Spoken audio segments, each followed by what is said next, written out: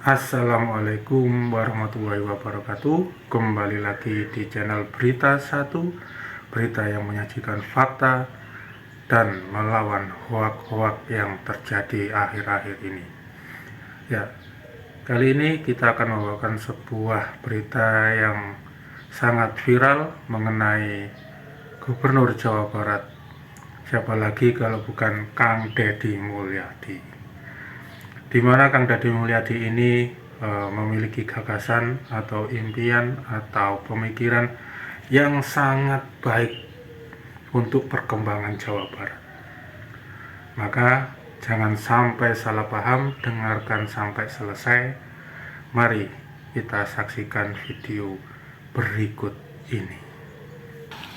Ada banyak problem yang mungkin terlalu kecil. Contoh misalnya ya, saya itu sudah mulai nggak nyaman kalau ke Bandung. Misalnya, kita bicara tentang kewilayahan ya, terlalu macetnya minta ampun gitu ya.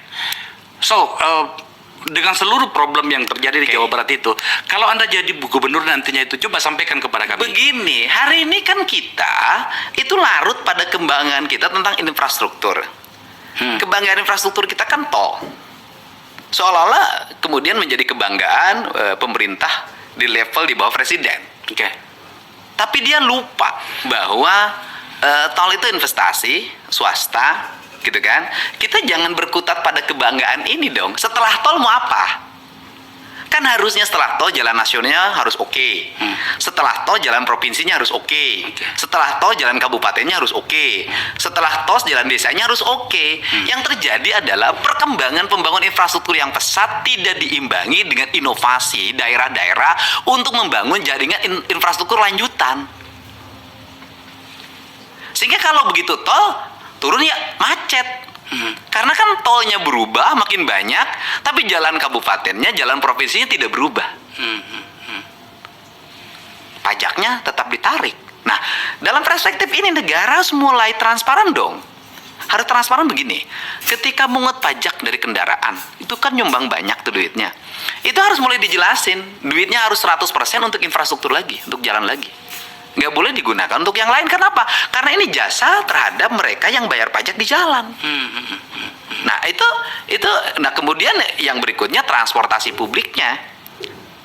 Kalau bicara kota Bandung kan tidak, mohon maaf ya, kan tidak terlalu ada terobosan tentang transportasi publik. Nggak ada terobosan. Ya tidak terlalu ada terobosan. Ya. Bukan nggak ada ya. Beda ya. Tidak terlalu ada. Tidak terlalu ada dengan tidak ada itu. Iya. Ya, oke. Kan tidak ada. Kan dari dulu sampai sekarang kan transportasi publiknya itu juga. Oh, saya pernah mengundang Kang Emil ke sini, teman kita Ridwan Kamil. Iya. Senior saya. Ya. Dia katakan begini, mengeluhkan bahwa pemerintah pusat itu tidak cukup fair terhadap Jawa Barat dalam hal distribusi keuangan yang menjadi hak dari daerah. Dengan mempertimbangkan jumlah penduduk itu, jumlah yang diterima Jawa Barat itu jauh lebih kecil misalnya dibanding Jawa Timur. Karena basisnya kabupaten nih. Iya. Jumlah kabupaten di Jawa Timur itu 30 sekian gitu ya. Hampir 40 kalau nggak salah. Jawa Barat berapa tuh? Jawa Barat 27 kabupaten kota. Nah, dengan itu kemudian jumlah atau anggaran yang diterima oleh Jawa Barat dari pemerintah pusat dengan basis daerah itu tadi menjadi lebih kecil. Kalau Anda jadi gubernur misalnya gitu ya, kan problem itu akan sama Anda hadapi juga nantinya. Saya bukan itu esensinya. Itu kan itu bisa ditagih jumlahnya seiring dengan pemekaran kabupaten kota dong. Kalau kabupaten, cuman di pemekaran kabupaten kota juga dulu menurut saya ada yang tidak tepat, harus dikoreksi. Ini dari sini dulu. Misalnya begini, kita bicara dari selatan. Selatan misalnya Kota Banjar jadi kota. Sekarang belum ya? Masih, udah kota-kota Madia. Itu kan pecahan dari Kabupaten Ciamis yang dulu bersatu dengan Pangandaran. Kan kalau dalam perspektif saya, sudut pandang pembangunan, semestinya jangan jadi kota, udah aja bikin kabupaten dengan jumlah kecamatan sekian. Kan akhirnya tetap kecil. Setelah itu bikinlah Kabupaten Pangandaran kan. Terus kemudian Tasik ada kotanya, kan kecil. Kenapa tidak Kabupaten Tasik dibagi dua? Turun lagi ke Cirebon, Cirebon ada kotanya. Padahal Kabupaten Cirebon kegedean. Padahal kalau itu dibuka lebih besar lagi kan lain ceritanya. Kemudian turun lagi ke Cimahi, Cimahi kota lagi, kecil banget. Setelah itu kota Sukabumi, kecil banget. Nah, perspektif pemekaran wilayah, pendekatan kota itu tidak bisa melahirkan keadilan wilayah. Kan justru uang hanya berputar pada wilayah yang sangat sekupnya kecil. Sedangkan kebutuhan kabupaten yang orang Jampang Kulon, orang Surade, Ujung Genteng itu tidak terpenuhi. Sehingga pertama yang dilakukan adalah pemekaran wilayah. Saya setuju. Untuk apa? Agar distribusi alokasi pemerintah semakin bertambah. Karena problem Jawa Barat itu adalah penduduknya besar, wilayahnya besar, tapi jumlah kabupaten kotanya sedikit. Yang lain di era Pak Harto banyak. Nah, yang kedua adalah seberapa besar pun anggaran yang kita miliki, kalau tidak dibuat rancangan pembangunan yang memadai, nggak ada arti kalau uangnya hanya dihabisin untuk seminar. Ini serius sih, entar dulu. Apa Anda ingin mengatakan apa sih pada bagian ini sebenarnya? Ya kan kebanyakan dana-dana pemerintah itu kan digunakan hanya kegiatan rutin. Kan kebanyakan pembangunan itu infrastruktur wilayah tidak menjadi fokus utama kan. Kan kebanyakan lebih banyak pada kegiatan, semua kegiatan saya lihat itu berbasis hotel. Pertemuan petani di hotel, penanganan kemiskinan di hotel, pengembangan keluarga berencana semua di hotel, semuanya isinya rapat. Seberapa banyak pun anggaran yang kita miliki kalau dibuat seperti itu tidak bisa. Nah, bagaimana? Loh, gubernur itu punya otoritas untuk melakukan evaluasi terhadap anggaran kabupaten kota. Dia punya kewenangan itu. Kewenangan itu. Kan gampang. Gubernur punya otoritas. Kalau nyusun APBD, bupatinya panggil. Kepala dinasnya panggil. Paparan dong. Lu mau bikin apa nanti? Kita sodorin data. Di kabupaten kamu tuh SD-nya roboh, jalan kampungnya jelek-jelek, bangunan irigasinya rusak, puskesmasnya, peralatannya sudah tidak memadai, mobil ambulannya mogok terus. Ini kebutuhan publik, listriknya belum terjangkau 100%. Yang punya MCK masih sedikit, masih ada yang BAB di depan rumah. Maka begini, saya ingin kabupaten Anda semua anggaran difokuskan ke itu tahun ini. Kan bisa dong difokus itu. Sisanya kita kirim. Bentuknya ini. Selesai, Pak. Saya katakan, saya sanggup ngeberes ini hanya dalam waktu 3 tahun. Apa yang Anda selesaikan dalam 3 tahun? Infrastruktur rapi. Urusan warga yang tidak punya MCK beres, puskesmas bosnya nanti rapi. Nggak akan ada lagi nanti orang Sukabumi, orang Kuningan harus ngantri di Hasan Sadikin 6 bulan untuk nunggu operasi. Kan problem orang Jawa Barat, penduduknya banyak, rumah sakit andalannya Hasan Sadikin 1 di Bandung. Mau operasi ngantri 8 bulan, 10 bulan, saking panjangnya. Itu kan bisa dibikin solusi. Nggak usah lagi provinsi pengen tampil punya kelembagaan sendiri, nggak usah. Rumah sakit ini saya akan bikin ruangan khusus untuk paru-paru di kabupaten ini, kabupaten ini untuk jantung, kabupaten ini bedah syaraf, kabupaten ini nih. Dalam 5 tahun ke depan, mana anak-anak Jawa Barat yang harus saya sekolahkan kedokteran spesialisasi untuk jurusan-jurusan yang tidak ada di Jawa Barat di rumah sakit, saya penuhin. Selesai, Pak. Uang negara cukup, saya udah tahu itu jumlahnya. Dan itu cukup 3 tahun. Cukup 3 tahun. Ada bagian yang harus saya ajak Anda diskusi, bahwa selama ini pemimpin daerah atau calon pemimpin daerah itu kalau bicara di kepalanya itu, di memorinya itu adalah bahwa saya akan mengoptimalkan dana negara yang berasal dari pusat itu untuk dipakai di daerah.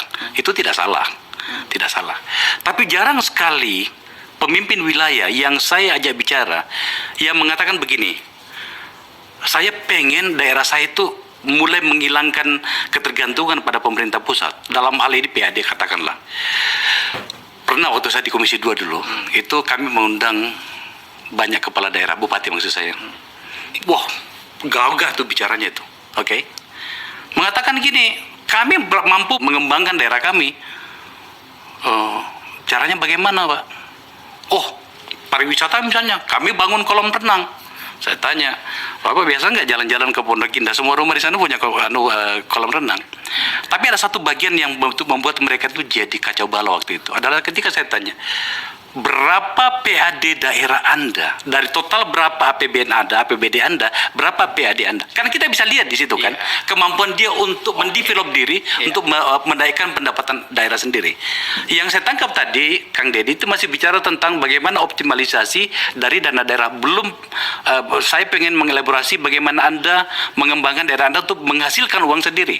Perspektifnya begini sebenarnya, menghasilkan uang sendiri itu bisa dihasilkan dengan gini, tidak dulu bicara investasi, karena pemerintah itu secara umum teorinya saja berinvestasi, karena pada ujungnya ketika jadi BUMD nggak berkembang-berkembang.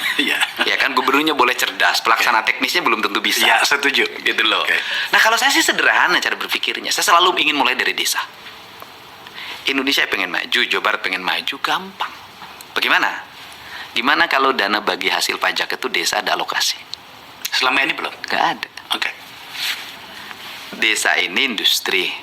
Dari pabrik yang ada di desa ini menghasilkan 100 miliar per tahun. Dia kan hanya dapat apa? Hanya dapat pencemaran aja. Kan? Terus kepala desa akhirnya bikin proposal. Kalau nggak dikasih marah ke pabriknya. Nah, kemudian kita berbuat dosa dong sama pabrik itu. Udah bayar pajak, dipintain CSR, habis itu dipintain proposal, digetokin. Kan dosa tuh. Habis itu infrastruktur menuju wilayah itu masih buruk. Kan itu problem. Nah, kalau saya sih gampang kalau Indonesia ingin maju, Jawa Barat ingin maju itu. Udah 100 miliar, udah deh untuk 5 tahun ke depan 5% bagi hasil. Setelah itu nggak usah dikasih lagi juga bisa. Kalau dari 500 miliar, dari 100 miliar itu 5%, berarti dia dapat 5 miliar dong. Kalau desa dapat 5 miliar, cukup 3 tahun ngebangun tuh. Bisa dioptimalkan diri ya. Setelah itu uangnya jadi investasi. Mau diinvestasi di mana desa terserah. Mau misalnya Pemda Jabar kan punya bank, dikelola di situ. Kemudian nanti uangnya berputar di situ kan, kredit masyarakat berputar di situ, maju kok. Ini bisa kok.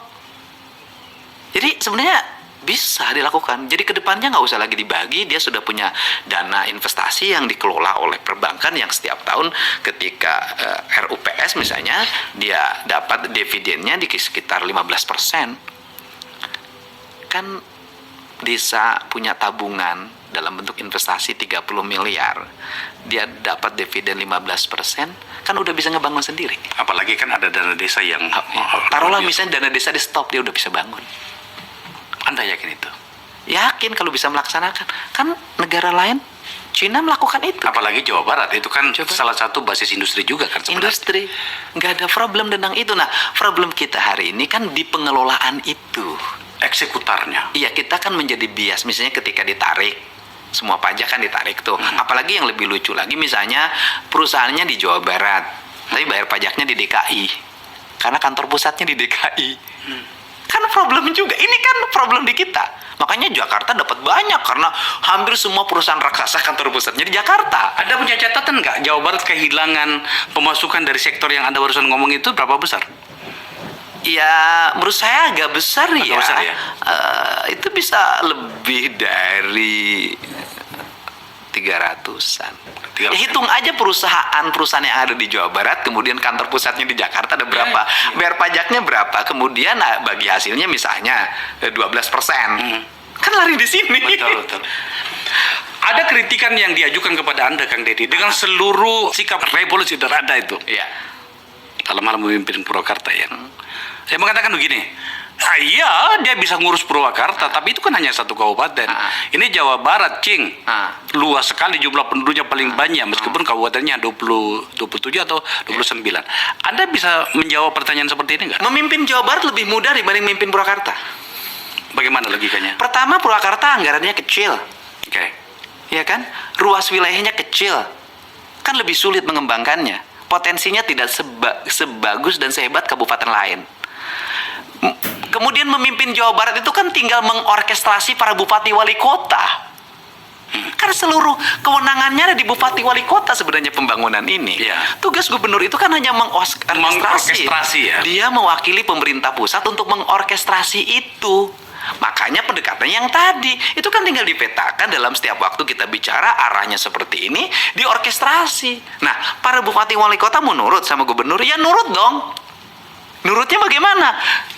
Kalau dikasih anggaran, jelas arahnya, tujuannya mana nggak berbondong-bondong. Kenapa hari ini, gitu loh, para bupati wali kota itu nggak begitu nurut dalam tanda kutip ya? Bukan hanya persoalan perbedaan partai. Karena apa? Karena dapat alokasinya juga susah. Tetap aja deket-deket tapi nggak dapet. Itu problem. Ntar dulu. Itu kan sudah ada formulanya kan? Loh, formulanya bagaimana? Standarisasi formulanya tidak ada. Maksud saya gini, katakanlah misalnya, Oke, saya betul. gubernur ya. Oke. Ya, gubernur, ini kabupaten, bupati A, B, C, D. Ada wilayahnya, jumlah penduduknya. Ada formula yang diatur oleh undang-undang. Misalnya bagi hasil pajak kendaraan bermotor itu ada undang-undang yang aturnya. Pajak air permukaan ada undang-undang yang aturnya. Oke. Tetapi mengenai bantuan keuangan gubernur menjadi otoritas gubernur dan DPR. Dan itu besar. Besar banget. Itu saya katakan, itu Purwakarta pernah tidak mendapat sama sekali, nol. Di masanya siapa tuh? Yang sekarang pernah, yang zaman saya dulu pernah, sampai saya marah baru dapat. Zaman siapa sih? Saya dulu zaman Pak Her. Nah, tapi betul. waktu itu otoritasnya dipegang betul DPR. Oke. Setelah saya datang ke DPR baru dikasih. Oke. Zaman sekarang juga ada, pernah nggak dapat itu di nggak tahu tahun kemarin kalau nggak salah. Waktu Kang Emil. Iya, Apa masalahnya? nggak tahu. Masa sih Anda tidak dapat sama sekali? Biasanya Saya dapat berapa? bupatinya yang lain, bukan saya. Iya, biasanya dapat berapa? Iya, tidak ada standarnya. Itu bisa bantuannya numpuk di satu kabupaten bisa 400 miliar. Sendiri. Satu kabupaten. Kenapa 400 miliar di situ? Karena ada anggota DPR yang menjadi banggar. Oh, berarti kan itu bukan karena gubernurnya, Kang Dedi. Tapi ya kan SK-nya SK gubernur. Artinya dia bisa menolak ketika Bisa dong. dikondisikan oleh anggota DPR. Kenapa terjadi itu? Karena tidak dibikin standarisasi. SOP-nya nggak dibuat. Kalau dibuat SOP-nya bahwa bantuan gubernur itu adalah persyaratannya A, B, C, D, maka besarannya dibuat berdasarkan jumlah wilayah, kemudian jumlah penduduk, angka kemiskinan, dan infrastruktur yang masih buruk. Itu bisa. Kan ini enggak, ini berdasarkan aspirasi saja. Dan tergantung bandarnya ada di mana. Ya. Kan kalau situasi ini kan bukan cuma di sana terjadi, di sini juga Di terjadi. mana-mana. Di pusat juga terjadi kan Iya, gitu. kan itu harus dikoreksi. Ya, oke. Agar melahirkan keadilan. Ya, tapi kan setidaknya saya merasa nyaman dan senang karena orang yang saya katakanlah misalnya Anda menjadi gubernur, saya yakin bahwa Anda bisa melakukannya karena sebab Anda paham masalahnya kan gitu. Iya. Pertanyaan terakhir Kang Dedi. Kita di sini di forum saya ini basa-basi itu nggak ada. Kita biasa berbicara apa saja. Iya. Karena menurut saya sudah saatnya kita bicara begitu. Kalau Anda harus mengkritik, apa kritik Anda yang paling tajam kepada pemerintahan Kang Emil dulu? Ya, orang desa kurang terperhatikan. Orang desa kurang terperhatikan. Iya, alokasi mereka sangat kecil. Selain juga ketika pembagian anggaran bantuan gubernur tidak didasarkan pada standarisasi kebutuhan daerah Yang tadi itu. Dan itu juga bukan hanya pada masa Kang Emil, sebelumnya juga seperti itu. Gitu. Bayangin di desa itu, misalnya gini, saya bertemu kepala desa, Bapak dapat berapa? Dapat 130 juta. Kemudian dibuat untuk apa? Iya, karena kita posyandu banyak, karena tujuannya untuk posyandu, ya akhirnya ya dibagi-bagilah, ada yang dapat 600 ribu. Akhirnya infrastrukturnya nggak ada. Padahal di Jawa Barat itu yang menjadi problem utama adalah infrastruktur menuju daerah-daerah, menuju desa-desa. Kan daerah pegunungan, daerah menuju laut. Jadi gini, ada kemegahan infrastruktur yang dibangun. Tetapi di balik kemegahan itu ada juga infrastruktur yang terkorbankan demi sebuah kemegahan. Ya, saya paham maksudnya. Gitu loh. Anda jalan deh silahkan dari mulai arah Subang, Indramayu pinggir pantai, Cirebon, kota Cirebon, nggak usah jauh-jauh. Nanti apalagi masuk ke ujung Genteng, ke dalam ke daerah-daerah di pegunungan Garut, ke dalam, banyak sekali problem yang belum terselesaikan. Iya. Nah, itu kuncinya adalah bagaimana membangun keadilan bagi masyarakat desa, karena Jawa Barat itu adalah desa secara umum.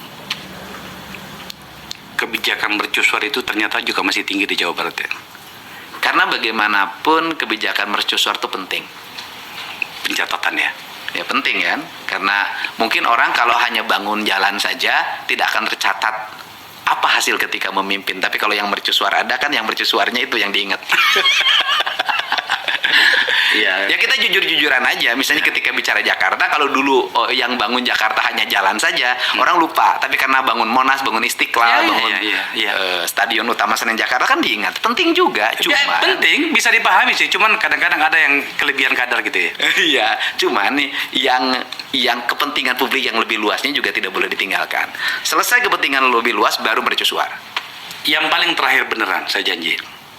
Ada juga orang mengatakan gini, kalau Kang Deddy Mulyadi, seorang aktivis yang fasih banget berbicara tentang alam, menjadi gubernur di Jawa Barat, ada kekhawatiran fokus Anda terlalu banyak pada wilayah Purwakarta, Karawang, dan sekitarnya, sebab itu basis Anda. Apa jawaban Anda? Enggak lah, saya memimpin tuh nggak begitu. Oke. Saya pasti mengutamakan apa yang menjadi kebutuhan rakyat Jawa Barat secara umum. Dan ingat loh, ngomong Jawa Barat jangan hanya ngomong Priangan deh. Jawa Barat tuh ada 4 karakter kebudayaan yang itu harus menjadi ikonik Jawa Barat. 1, Sunda Kulon. Itu daerah mana saja?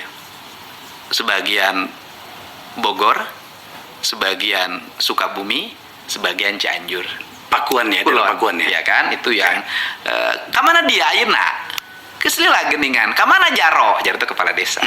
Kemudian Sunda Priangan, kita udah tahu kalau Sunda Priangan. Kemudian Sunda Cirebon, sebagian Majalengka, Indramayu yang gayanya sudah Jawareh ya, Jawa Sawareh. Ya, udah lama ya sini ya. Gitu. Kemudian geser lagi, kemudian ke sini ke Sunda ini Betawi. Ada Sunda Betawi. Lah ini yang gaya Betawi Bekasi. Depok kan itu, menurut saya sih tetap nyebutnya Sunda Betawi ya. Sunda Betawi walaupun dari sisi aspek lingkungan juga walaupun tidak begitu dominan kan ada juga yang gaya panturaan. Itu kan hampir sama dengan Indramayu. Ya kan Subang Pantura, Karawang Pantura. Karawang Pantura sebagian sama dengan Indramayu, gayanya sebagian sama dengan Banten. Nah, itu kan harus muncul dalam perspektif ketika orang bicara Jawa Barat. Jadi Jawa Barat bukan hanya identik dengan Priangan. Jawa Barat tuh 4 karakteristik wilayah yang harus dielaborasi dalam sistem pembangunan yang berkeadilan.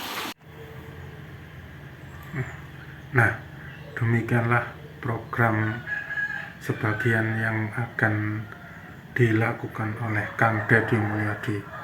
Semoga kedepannya bisa tercapai semua dan membuat warga Jawa Barat menjadi lebih maju, lebih berkembang, dan lebih sejahtera. Jangan lupa like, comment, and subscribe agar lebih berkembang, dan share video ini ke banyak-banyaknya agar lebih menjangkau ke masyarakat yang luas untuk pengetahuan apa saja program-program dari Kang Deddy Mulyadi yang akan dicanangkan dan akan dilaksanakan dalam 5 tahun ke depan. Thanks for watching.